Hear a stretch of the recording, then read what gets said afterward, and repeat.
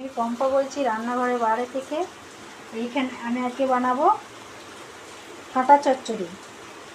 এইখানে দিয়েছি পুঁই শাক কেটে রেখেছি, অল্প পিঁপড়ে কেটে রেখেছি, আর দুটো পটল কেটে রেখেছি, একটা আলু কেটে রেখেছি, আর একটা ঝিঙে কেটে রেখেছি, আর এখানে মাছের মুড়ো আছে, মাছের মুড়োটা আছে, আর এখানে আদা রসুন পেঁয়াজ কেটে রেখেছি।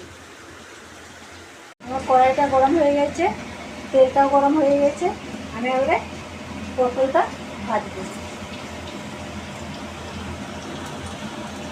আমি ভেজে তুলে নিয়েছি। ওই তেলে জিরে দিয়ে দিলাম, একটু শুকনো তেজপাতা দিয়ে দিলাম।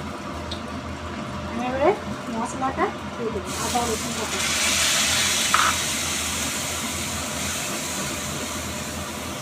মিশিয়ে দেবো।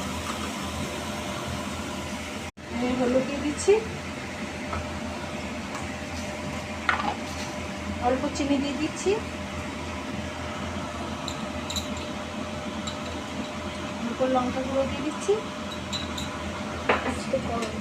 কিছুক্ষণ কষা যাবে মশলাটা। আমি এটা ভেজে রেখেছিলাম, এটা আমি মশলাটা কষা হয়ে গেছে দিয়ে দিচ্ছি। সব ভেজে তুলে রেখেছিলাম, এটা সব দিয়ে দেবো।